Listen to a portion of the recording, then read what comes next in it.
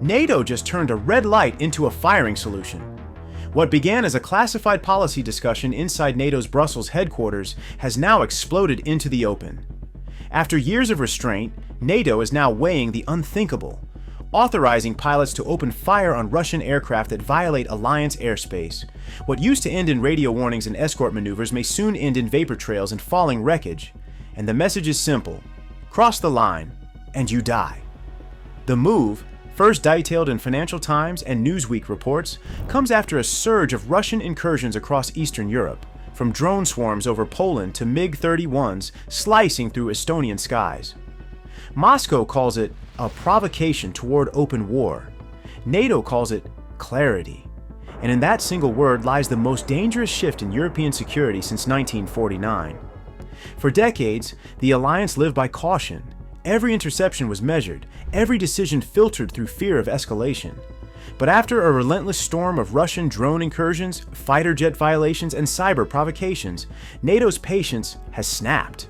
The message from the East is clear: Moscow is testing the limits of Western restraint.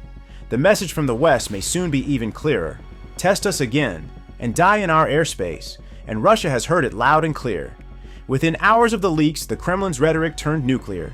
Ambassador Alexei Meshkov warned, if NATO shoots down a Russian plane, there would be war. What else could there be? Foreign Minister Sergei Lavrov called it a real declaration of war by the West, accusing NATO of transforming deterrence into aggression. For Moscow, the debate itself, not even the action, is enough to justify escalation. Inside NATO, the mood is starkly different.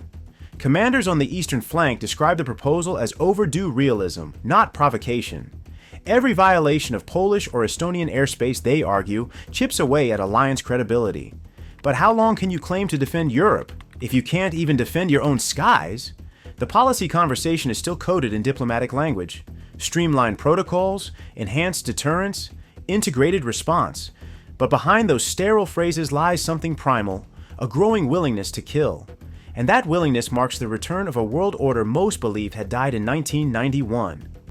If the authorization passes, every sortie over the Baltic becomes a potential spark. One misread radar signature, one missile lock, one nervous finger on the trigger, and the next great war could begin, not in a trench or on a border, but in a cockpit at 40,000 feet. So how did the world reach this edge? What chain of incursions, warnings, and strategic blunders dragged NATO from cautious restraint to the brink of open confrontation? And if the alliance crosses this line, will it deter Moscow or ignite the very war it seeks to avoid? The answers begin where the violations began, in the skies of Eastern Europe, where drones and fighter jets now write the new language of conflict. The skies over Europe have grown crowded and hostile. Once a realm of routine patrols and predictable drills, they are now an invisible battlefield of near misses, unclaimed drones, and intercepted threats. For most Europeans, these confrontations remain distant. Radar blips on a defense ministry monitor, silent blurs streaking over the Baltic. But for NATO pilots sitting in cockpits at 30,000 feet, the tension is deafening. The world's next war might already be unfolding in those unseen seconds between radar lock and missile launch. By September 2025, Moscow's provocations had turned audacious, deliberate, and impossible to ignore. On the night of September 9th, Polish air defense radars lit up with wave after wave of inbound contacts from the northeast. Within minutes, 19 drones, small, low-flying, Russian-made, breached Polish airspace. Over 7 tense hours, NATO's integrated defense grid came alive. F-16s from Lask Air Base were scrambled. AWACS planes relayed telemetry to Allied command centers in Ramstein and Norfolk. 3 drones were shot down, but not before debris slammed into a house near Lublin, igniting fires and panic. It was the first confirmed instance of NATO intercepting Russian assets since the war in Ukraine began. The world barely blinked, but inside alliance circles, the tremor was unmistakable. 10 days later, on September 19th, 3 Russian MiG-31s sliced across Estonian airspace, an act so brazen that NATO radar operators thought it had to be a glitch. The supersonic interceptors roared into Estonian territory for 12 full minutes, ignoring all radio hails. Italian F-35 pilots scrambled from Emery Air Base and visually confirmed the violation, shadowing the Russians until they withdrew. Then came the ghost drones. a term coined by Scandinavian defense officials after unidentified UAVs repeatedly shut down airports in Copenhagen, Oslo, and Munich within a single week. Runways emptied, flights grounded, terminals evacuated. Not a single drone was recovered. The message, again, was unmistakable. Europe's airspace is no longer yours to control. By early October, the provocations had become a pattern, a sustained campaign of harassment designed to humiliate. In military briefings, analysts stopped calling them isolated incidents. They were now classified as systemic incursions, coordinated psychological warfare meant to probe the cracks in NATO's deterrence posture. Polish commanders demanded retaliatory authority. Baltic defense ministers called for automatic engagement rules. Estonian Prime Minister Kaja Kallas warned that hesitation is now a strategic vulnerability. Even within Western Europe, where caution once dominated, the sentiment shifted. Europe could no longer afford to look weak. A senior French defense official privately put it more bluntly: Russia is using airspace the way it used cyber, to provoke without consequence. We can't keep responding with paperwork.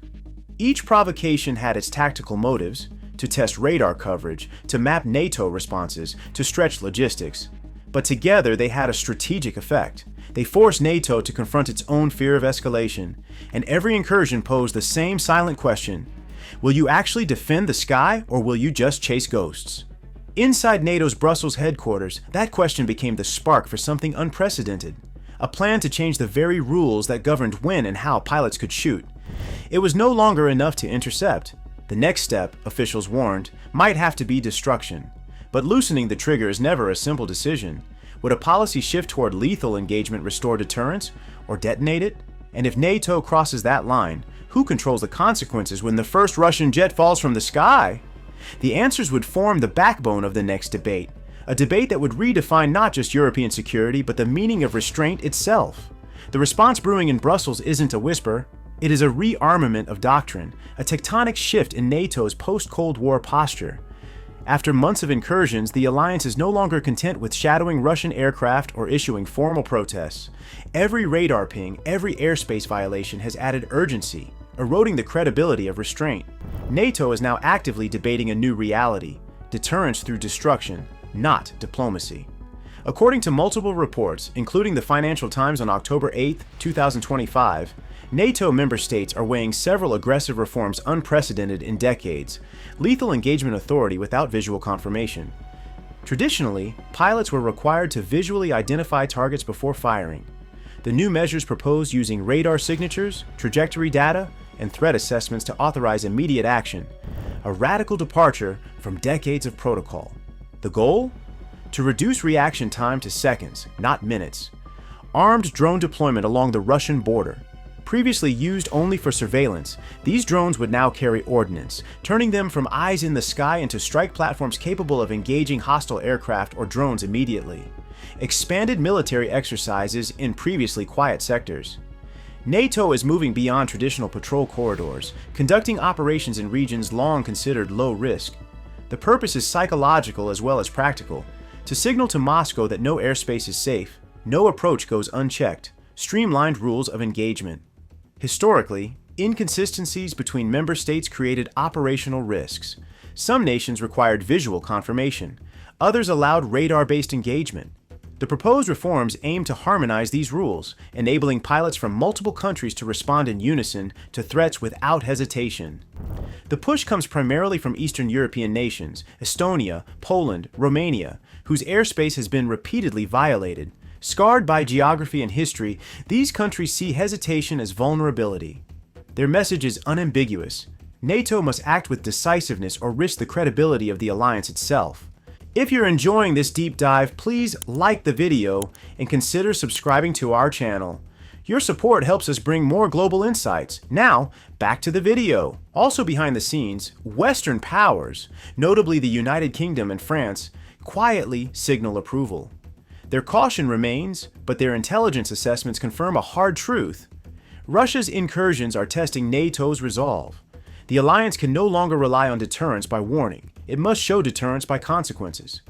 Every proposed measure is rooted in operational necessity, hard lessons from recent events, and a reassessment of what NATO air forces must be capable of.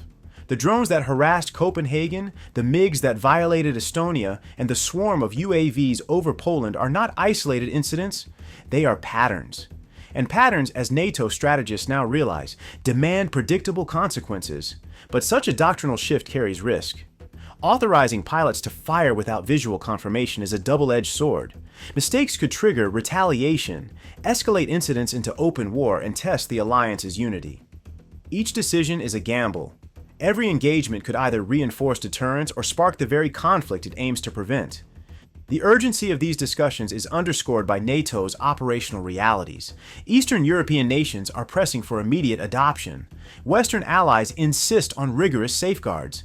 Yet every day without a clear unified policy leaves NATO vulnerable to Russian miscalculations and signals that restraint equals weakness. As Brussels weighs the new rules, one question hangs over every debate. How far is the alliance willing to go to defend its skies without triggering catastrophe? And there's a second, even darker question, lurking just beyond the conference rooms. How will Russia respond if NATO crosses this line? Because for Moscow, NATO's potential shift from warning to engagement is no longer abstract. It is a direct threat, a challenge that could justify, in the Kremlin's eyes, an equally forceful response. The answer to that question is not just a policy issue.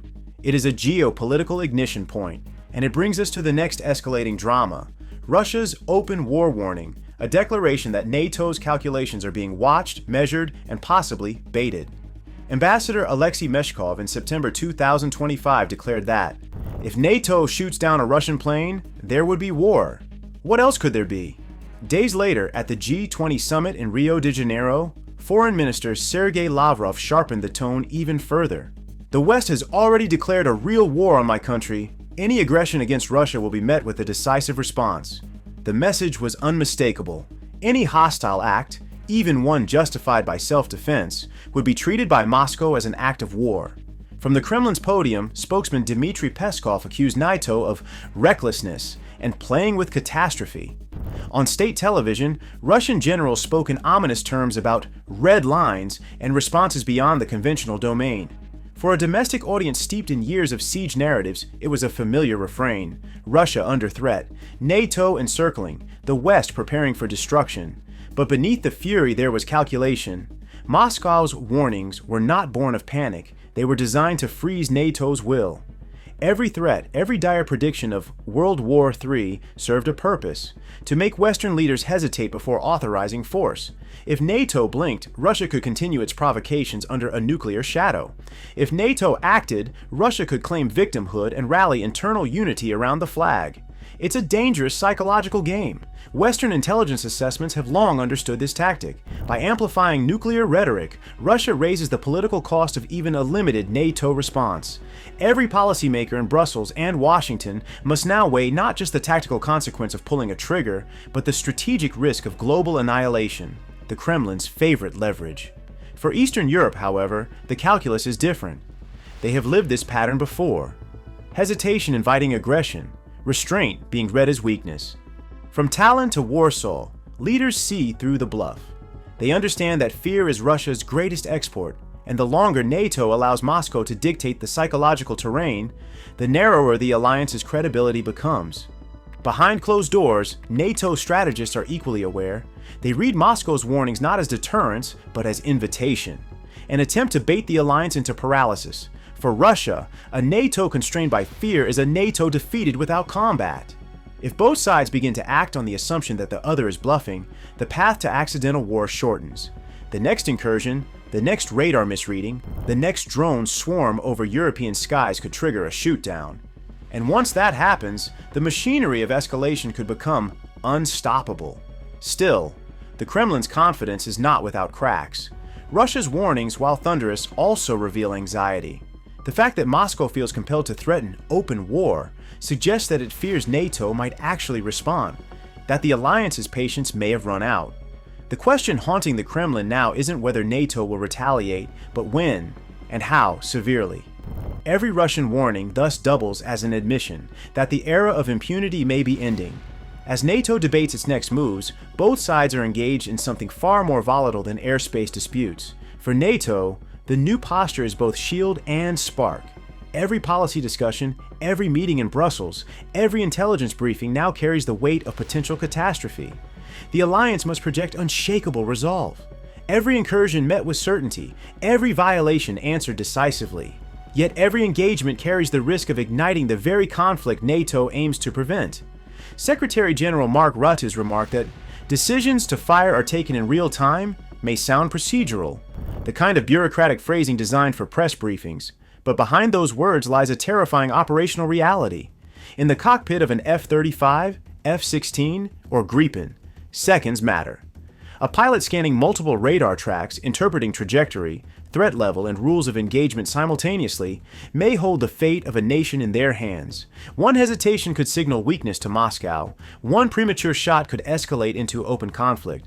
The problem is compounded by internal inconsistencies across NATO's eastern and western members. Some countries demand visual identification before a shot is fired, while others authorize immediate engagement based on radar or sensor data. In a live incursion, this divergence is not theoretical.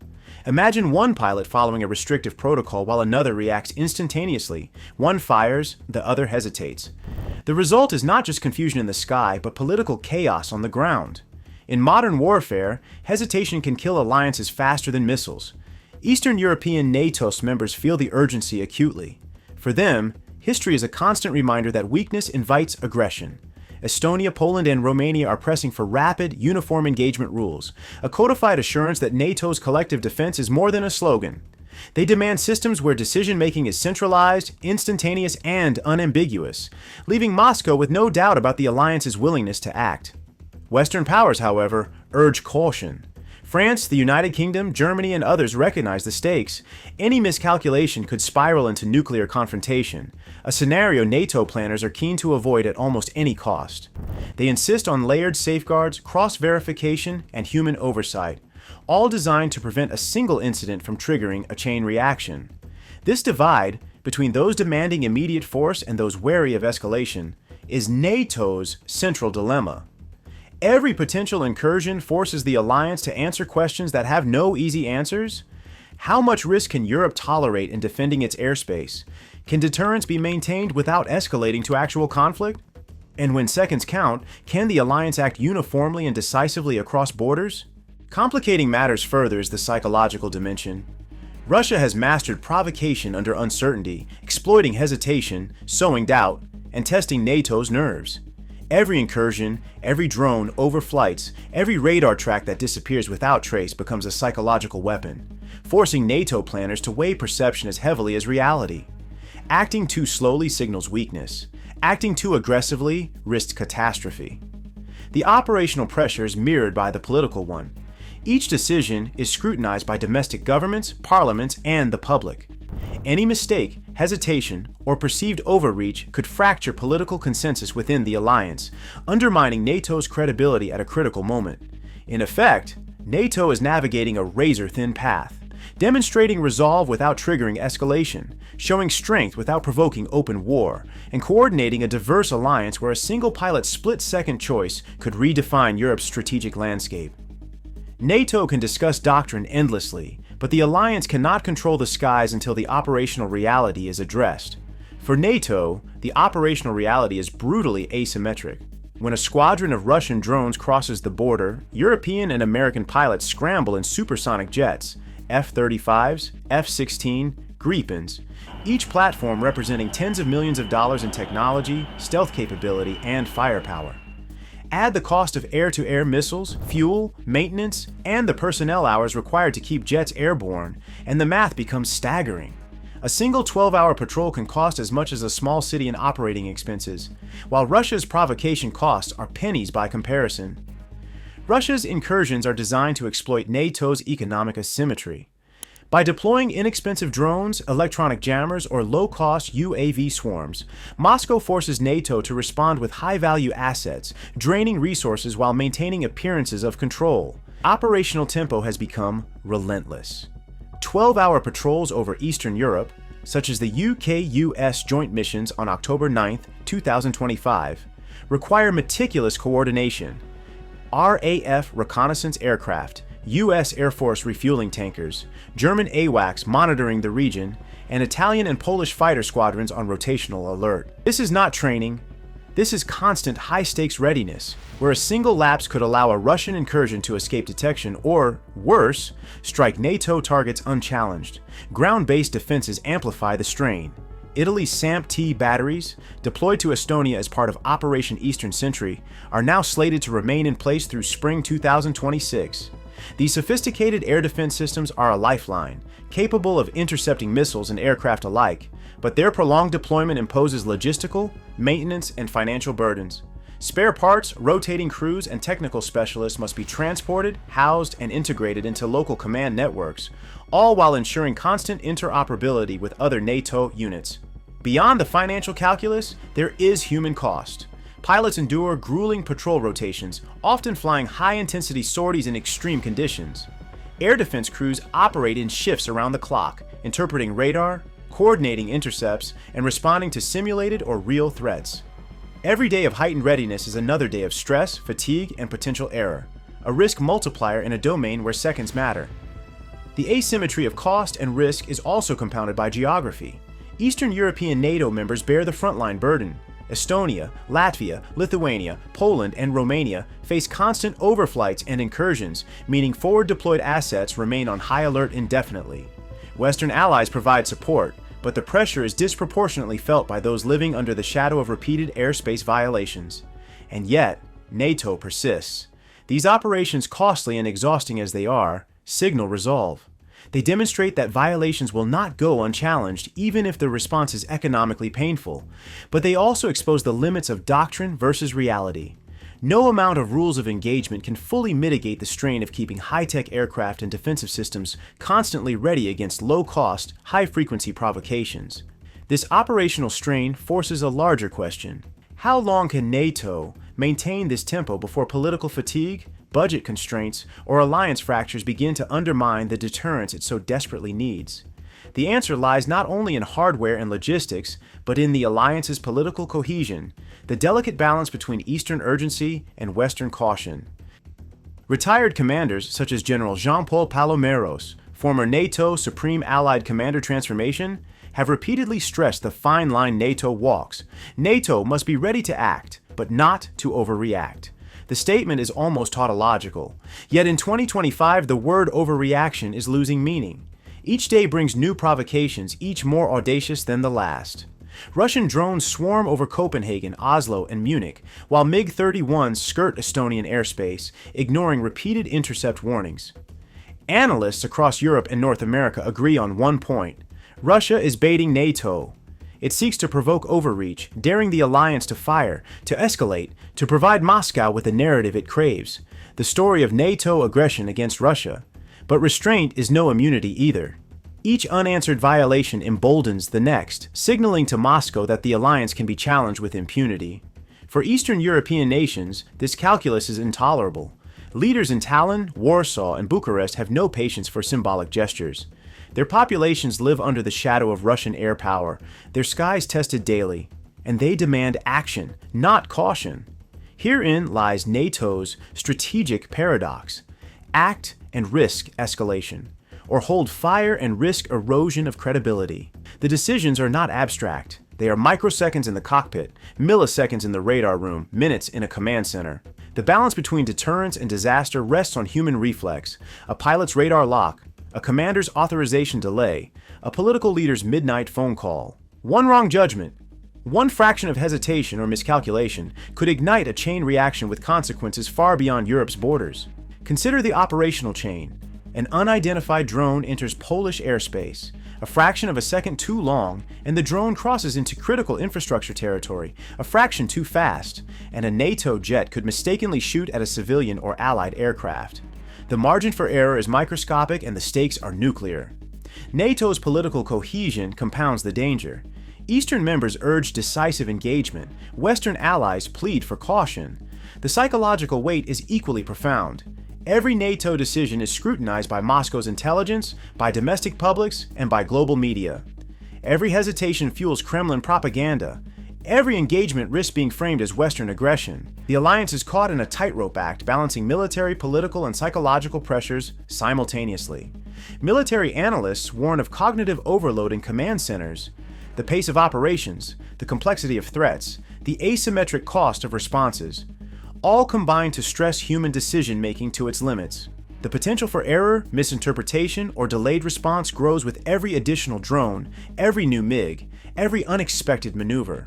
In essence, NATO faces a shadow battlefield, one where mistakes, misjudgments, and the unavoidable human factor may prove more dangerous than any drone swarm or fighter jet.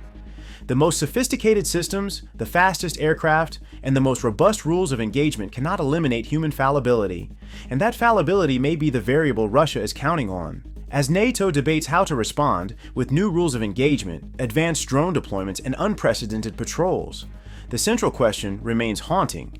How do you defend without provoking, act without miscalculating, and maintain credibility without triggering catastrophe?